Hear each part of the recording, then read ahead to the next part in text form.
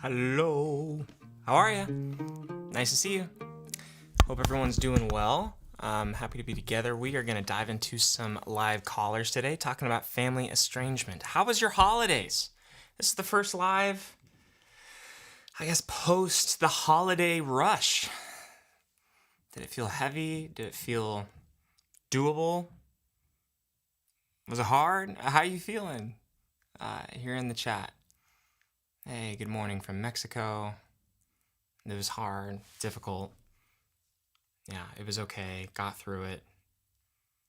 Yeah, it was interesting. Yeah, there's like a meme going around where it's like, still trying to find the optimal amount of time to visit parents. And I think there's adult kids that are recovering. There's parents that are feeling concerned, discontent, feeling like, oh, I wish that went different.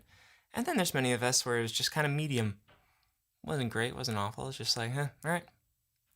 And on to the next. Well, here's what we're going to do. We're going to take some live callers. You can actually submit a call if you'd like. You can submit a voicemail.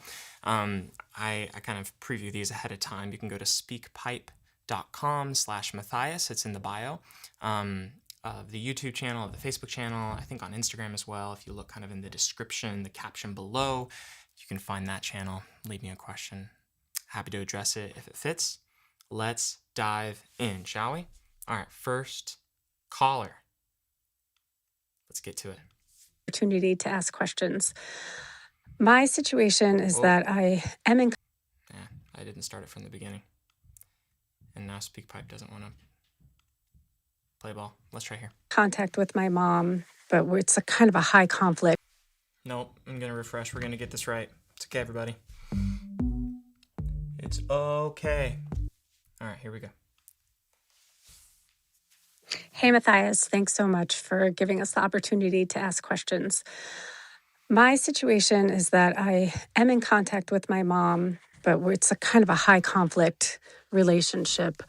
I have difficulty setting boundaries with her. She talks a lot. She talks over me.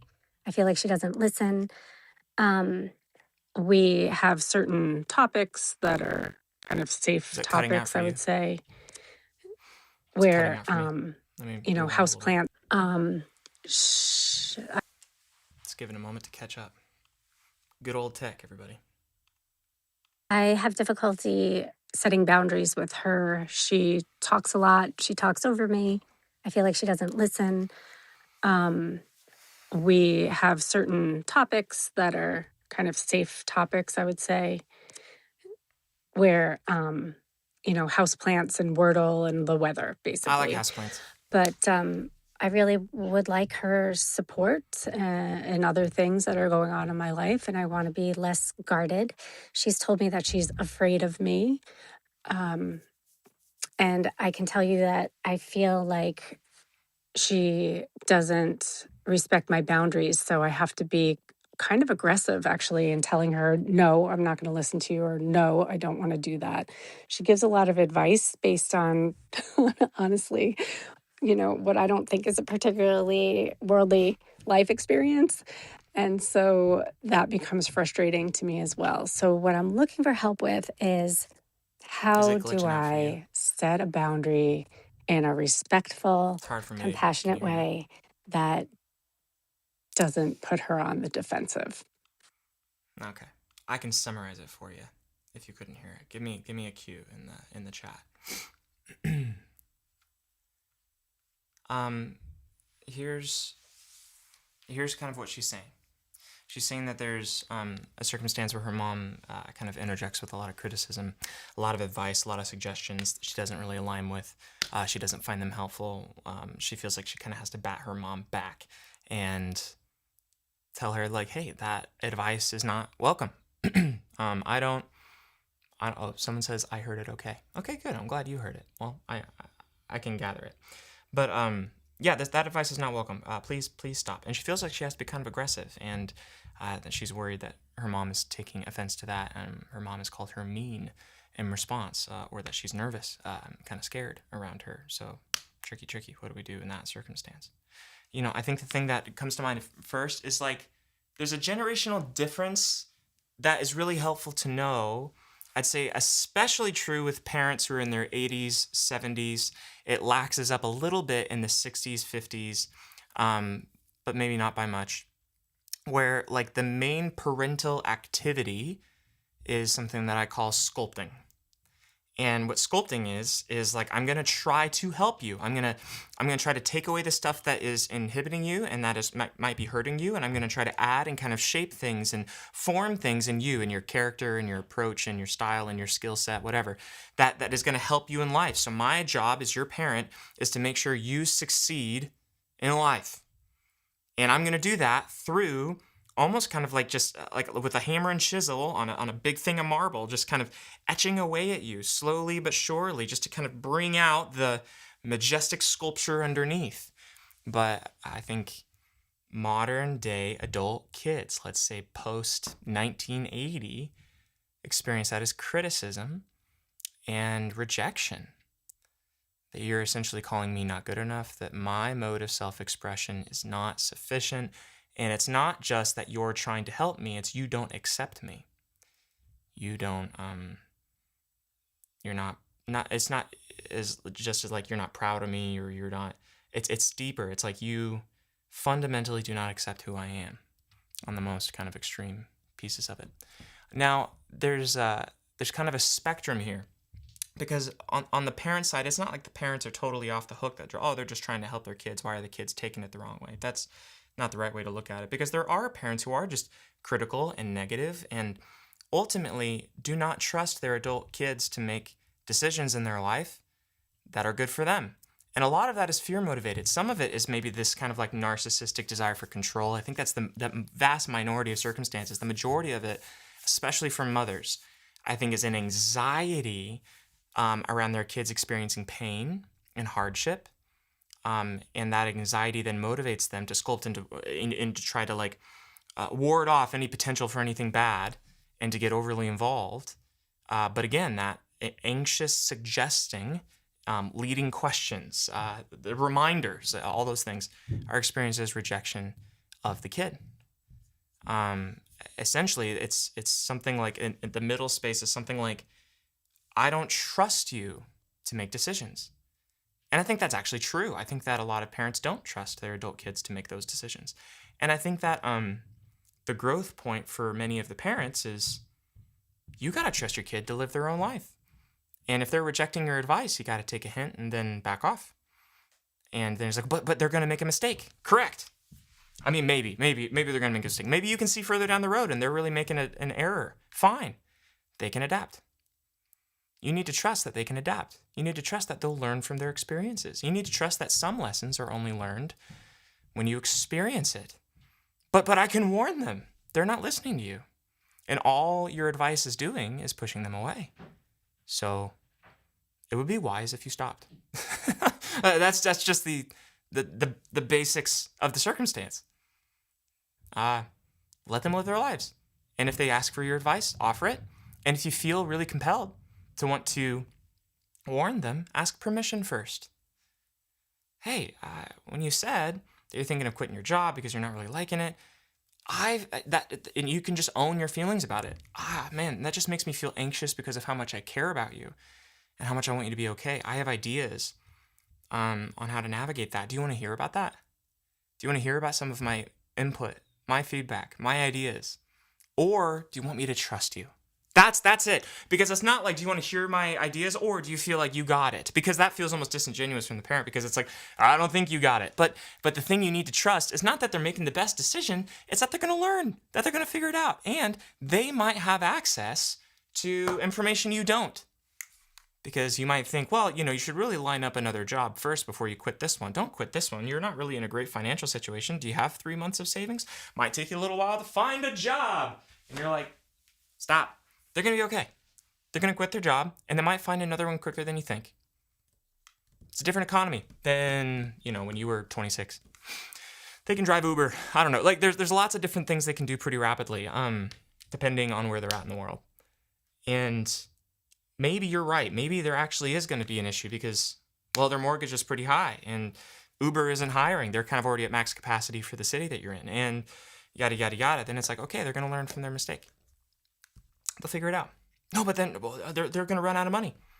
Yeah, I mean, there's aid programs and nonprofits that help people that find themselves in hard financial straits. There's recovery. You're not going to fall into the cracks and everything's going to spiral into doom. I mean, the best thing is that they feel supported and seen by you and cared about by you, so that if they're in trouble, they'll reach out to you for help. But if they're worried that all they're going to get is rejection and criticism, they're going to try to hide it from you because they don't want to fuel your worry, you know? So that's what's wise. Now, okay, this isn't what the caller asked. The caller asked, how do I tell mom to cut it out? Now, here's the rough reality is that there's probably not a way you can tell her in a way that she'll like it. There's probably not a way that you can tell mom cut it out in a way that she'll be like, thanks. Wow, that's great. Yeah, I think I should cut it out and I'm happy about it. I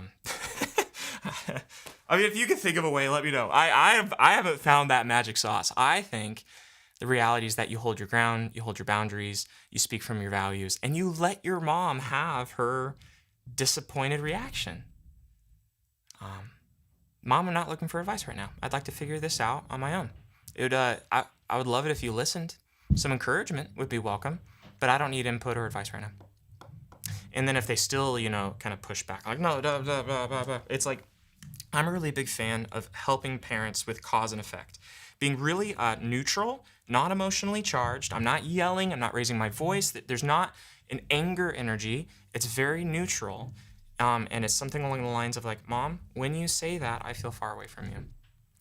When you give me those suggestions, it feels discouraging and it doesn't make me feel close to you. And then follow it up with this.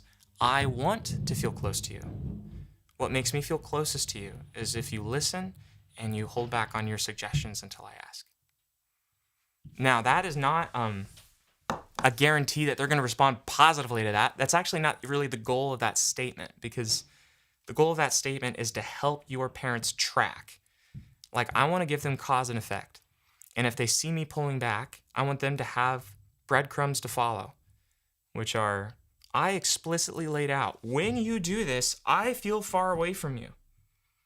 You've continued to do that. That's pushed me farther away. So that perhaps down the road, if the relationship really suffers, if it results in an estrangement, they have something to go off of. Like, they're not over here wondering like, well, what happened? She just cut me off for no reason. He just cut me off for no reason. It's like, oh no, he was explicitly telling me the whole time. Like there's a, that's a gift, especially when said in a non-critical, very neutral way. Not, hey mom, when you're a jerk, I da-da-da-da-da. When you're a controlling, narcissistic freak, you da-da-da. Like, no, don't use that language. Say, when you say that, give very concrete examples. When you give suggestions, I feel withdrawn and shut down. It makes me less likely to want to talk.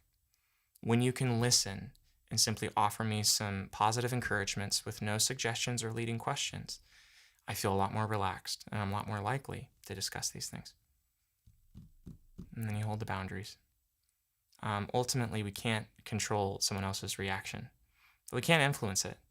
And I think the influence that we can take agency over, that we can exercise, is giving them concrete cause and effect, said in a value-aligned, neutral, kind way, but truthful way, that isn't from our anger and hurt.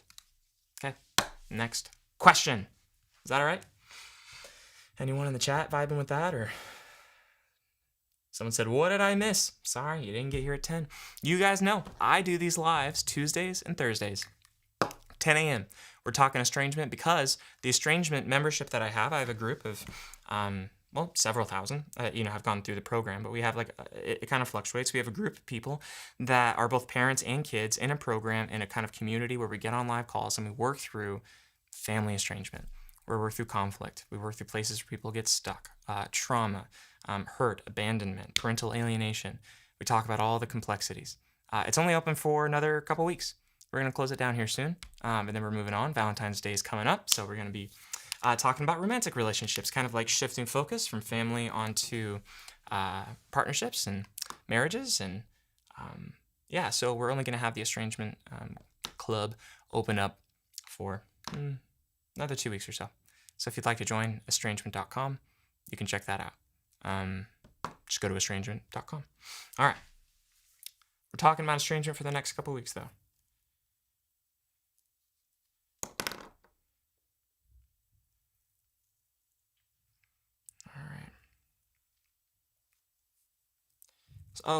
Jen says sometimes the emotional energy to stay calm and neutral is exhausting to maintain for days on end during the holidays. Certainly, you need to take breaks. You need in and out.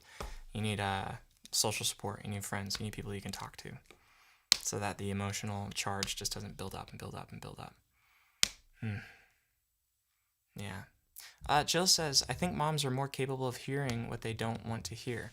I tend to agree with you depending on the mom, of course, but I've always been impressed. So in the estrangement group, we have these live feedback calls. And I get on these calls with folks where I work with someone one-on-one. It's not a therapy session, it's just feedback. But for 20 minutes or so, I'll work with someone in front of the group. And I'm always just kind of like holding back. I'm like, oh man, this is going to sting if I really say the truth. I mean, in a kind way. But if I really like lay out objectively what's going on, they're going to have a hard time receiving it. And mothers always impress me in particular.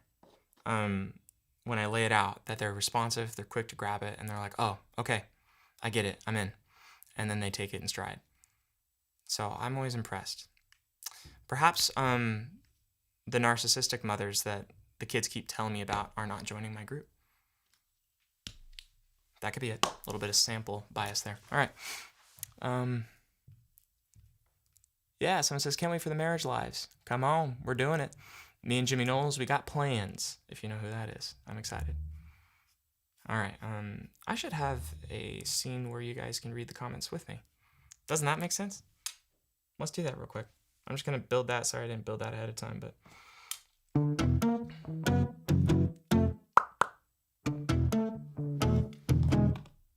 Oh. That ain't it. Nope. Whoops. Hold on. I can do it. Then we're getting to the next caller. Actually, we don't just need a jam for... Let's listen to the next caller, and then I'll build the scene in OBS as we go along. Efficiency. Okay, next caller. I'm excited. So in the last couple years, I found out memories came back that I was horrifically abused by another family member in our family. And I've been wrestling with that in therapy. And just yesterday or the day before, I had a conversation with my parents to let them know that I remember these things happening. And it wasn't meant to be an intense conversation or heated or angry. I just wanted to let them know that I knew and see if I could get any kind of validation from them. And I was told that they did know. They knew what kind of man he was, and I was still left with him multiple times, so many times throughout my childhood, from birth until 12 years old. And as a Christian, we're told to forgive and move on, and especially reconciliation if the parent isn't abusive anymore. And honestly, I feel like physically is not a fear. Never really has been with them.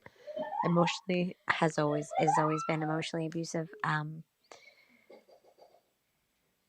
But I have always allowed it because I didn't know any better. And now that I do, I don't know. I guess my struggle is whether or not it is a sure thing that I need to forgive and move on. And I'm obviously not saying right away or now, but just I'm so confused as to what the future is supposed to look like, I guess. Could you all hear that message okay? It was breaking up for me again. I have a tech thing that I need to look into after this, where the audio is breaking up in my monitors, but I don't know if it's breaking up on your end. Tech is weird like that. Could you hear that all right? Could you hear that all right? Give me a signal. Yes, they could hear it. I'm glad you could hear it. Yeah, heard it. Okay, good. Thanks for the feedback. All right, so if you're tuning in, Parents knew about abuse that was happening. Didn't do anything about it. Didn't protect. Chose to leave her alone with an abuser.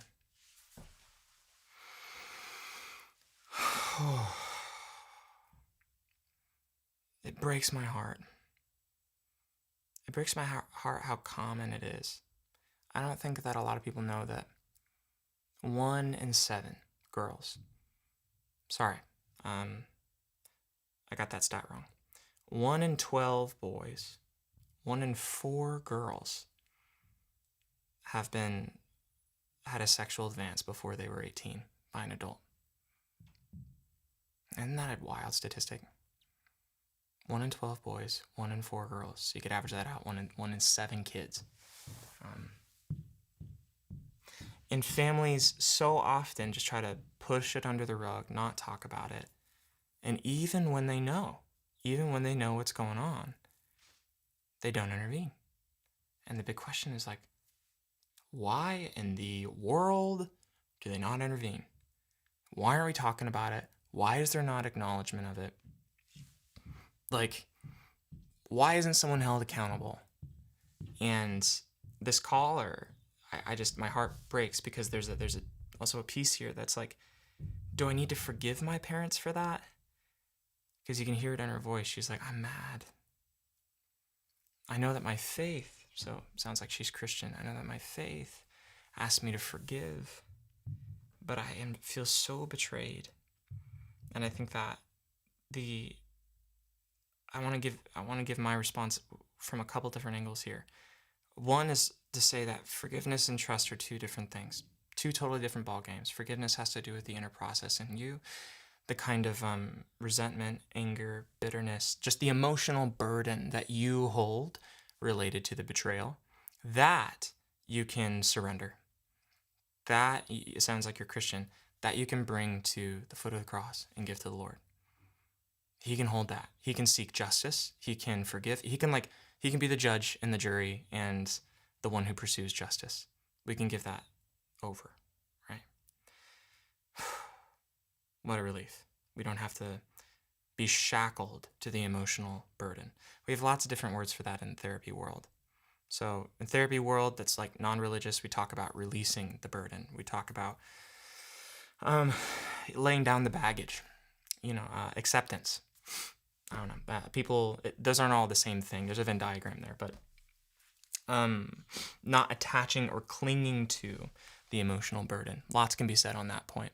But the thing that's more interesting here is more pragmatic, which is, it sounds like you're like, do I continue relationship with them? Do I continue to just let it be swept under the rug, not talk about it? Or do I hold them accountable to the betrayal? Do I be like, hey, no, this needs to be resolved and acknowledged and talked about before we can keep going? And I think you have two choices. Man, this is going to be controversial, but I think it's the truth, so I'll just say it. The first choice is that you do not continue in the relationship without acknowledgement. Because there's a betrayal, and that's a break of trust, and you don't owe people trust. We are not obligated to trust people. And that is a betrayal and a violation of trust. They did not protect you. They did not fulfill a genuine need, a need of yours. Something they were obligated to do was to protect you. If this news came out while you were a kid, I would make a CPS call, and your parents would be brought before a judge and held accountable by the law for not protecting you. And they would suffer consequences. Because it wasn't an opinion. It's not like a do it if you want to. It's not a, well, different people have different kinds of families. No. Objectively, they advocated their responsibility to protect you. And you deserve justice. Now, what you can pursue within the court system is going to be different depending on your state, depending on, the years and the evidence and all that kind of stuff. That's not something I'll speak on in this format without knowing any details. But assuming that there isn't recourse within the law that you want to take, you are justified in wanting relational acknowledgement and an apology and even amends. And if they're refusing to give that, I think that's completely justified. We're not told in Scripture to extend trust to people who are unrepentant. I know the verses. I know the verses of forgive 70 times 7 and love always trusts. But we have to take the actual full context. We know, if you studied Jesus' teachings, we know that he speaks in hyperboles and contrasts and parables, and he has complex meanings built into statements. His statements are very dense. So in Matthew 18, where he says forgive 70 times 7, if you read on, you know that there's instructions very concretely to deal with betrayals and relational conflicts. He says that if you have something against your brother, you bring it to him. If he's unrepentant, you bring a friend or another person, and then you have a conversation. If it's still not resolution, you go to the church. And if the church confronts them and they're still unrepentant, what does it say to do? It says to treat them like a pagan or a tax collector, which is shorthand for you resist them, you push them away. Hold a boundary. There's a lack of value alignment. That's one way we could say it in our modern speech. There's a lack of alignment, so we're not going to give permission for entry. It's like, I'm not going to let you in the house without taking your shoes off. And if you refuse to take your shoes off, then okay, you're not going to come in the house. It's like you are justified in holding that space. So if you're refusing repentance and acknowledgement, I'm not obligated to sweep it under the rug with you. That's a version of lying. It's a version of dishonesty. And where in Scripture are we told to lie? Do you ever see God doing that? You see God having mercy, certainly, but do you ever see unrepentant people getting close access relationally to God and harboring sin and worshiping idols and God's just cool? No, God resists them. It actually ends pretty poorly. Pretty poorly for people who try to come to God with idols in their life. And not just in the Old Testament, in the New Testament. Countless times we see boundaries being set all over the place. I think about Paul, in Timothy. I think is it 1st or 2nd Timothy chapter 3, where he talks about not to even eat with people who harbor these intense forms of sin in their life. We're not even supposed to share meals with them. In the 1st chapter of Timothy, I think it's 1 Timothy, he talks about his resistance to a coppermaker, that there's this coppermaker that did wrong by him, and he just said, don't even associate with him. He's done wrong by us, he's unrepentant, we're not going to associate with him. It's all over. Jesus talks about it, Paul talks about it. I don't know where this comes from, this spiritual bypassing where it's like we think that Scripture means that everyone gets a free pass and that ultimate forgiveness is never holding anyone accountable. It's like, have you read Isaiah? Have you read the book of Isaiah where God's main gripe with Israel is you do not seek justice for the vulnerable? You do not let justice flow. Your courts and your priests are corrupt. I think there's probably nothing that makes God more mad than not seeking justice, especially when people are in power over people who are vulnerable, and a parent and a child is certainly in that case. I think God is angry with you.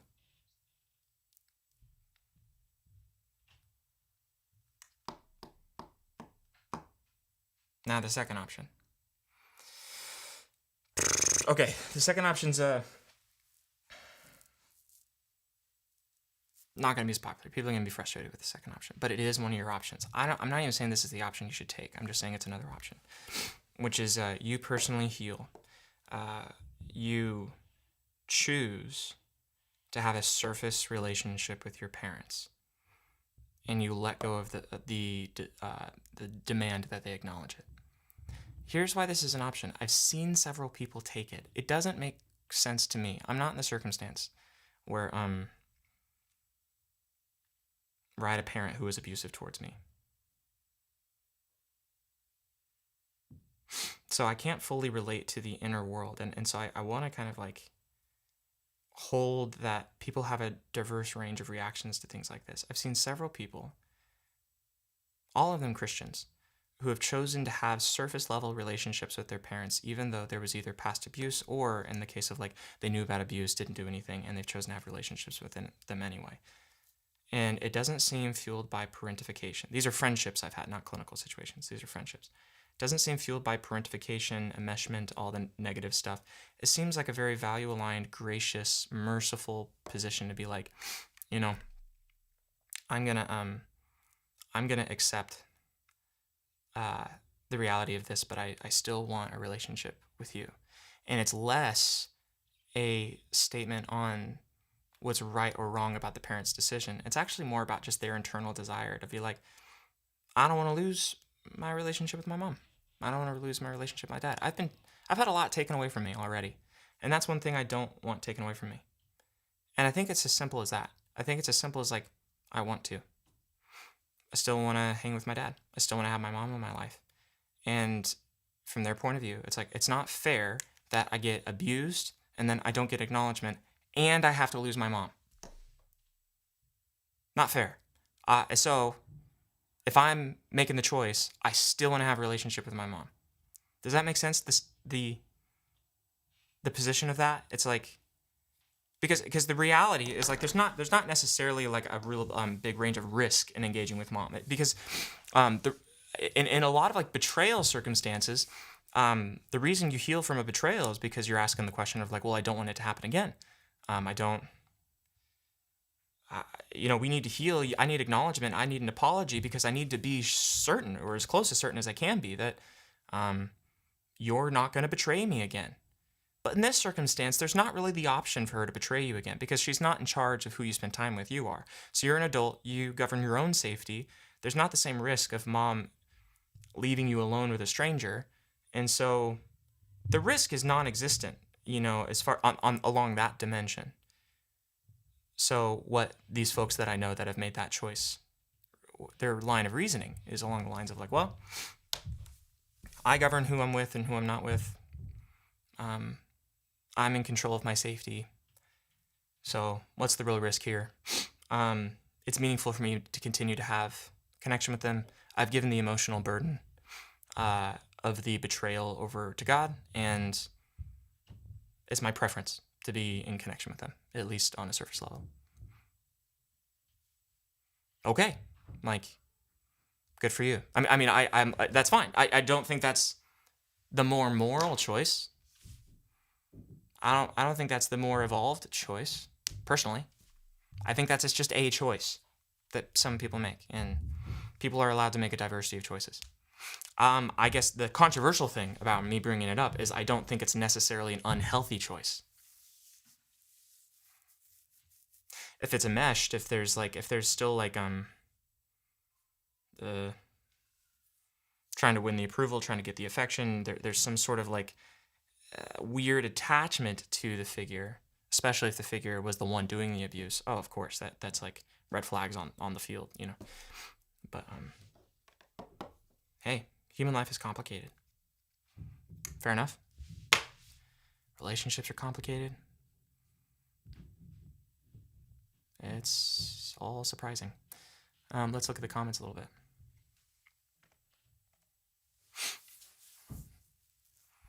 Yeah, someone says forgive and don't go back. Yep.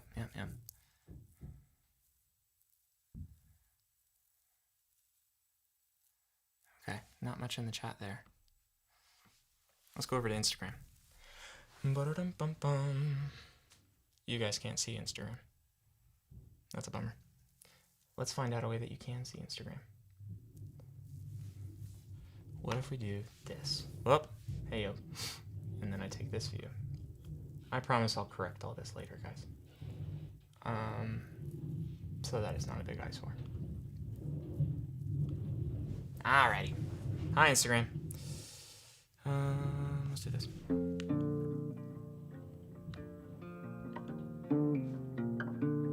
Hello, IG. How are they?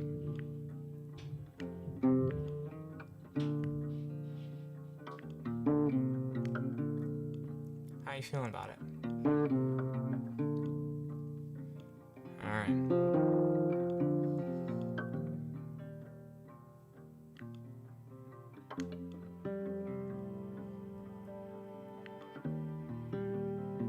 Sorry, team. Thanks for sticking with me. And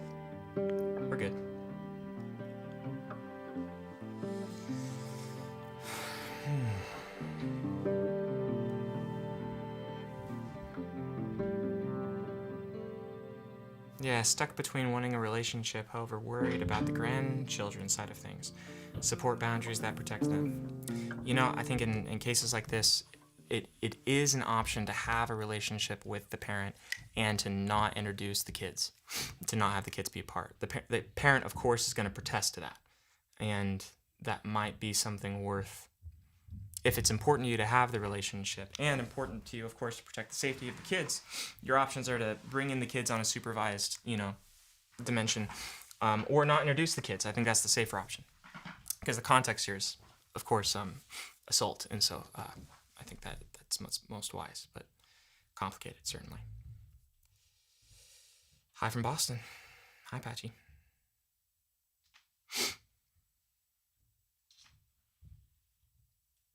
Yeah, hold them accountable. I agree with you, Mary.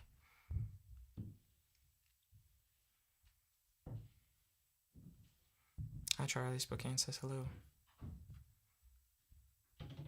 How important is it for parents to get accountability for their past actions? I mean, it's here's the thing about accountability. What do we mean by accountability? Because the idea is like the enforcement of justice, I think, is what we kind of mean.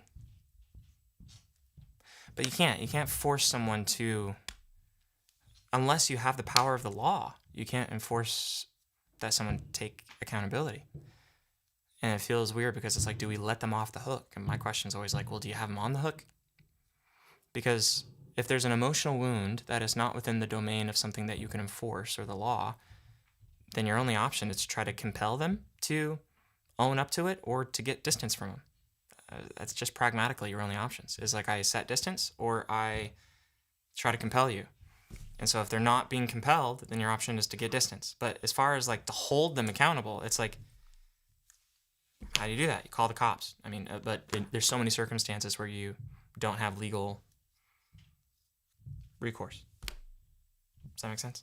So that in my mind, holding someone accountable is kind of a losing game because persuading someone, requesting that someone see your experience is probably actually where most of that ends up. That's what you do.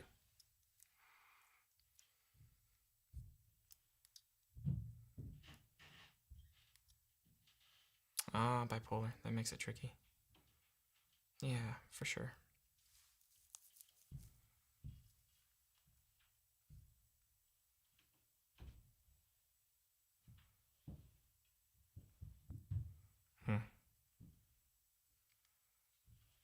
Hi from the Philippines. Some good questions here. But let's dive into some of the callers. Those are the questions that we'll be taking. Let's do another caller. All right, who's next? Who's next on my list? Here we go. Yeah, hi.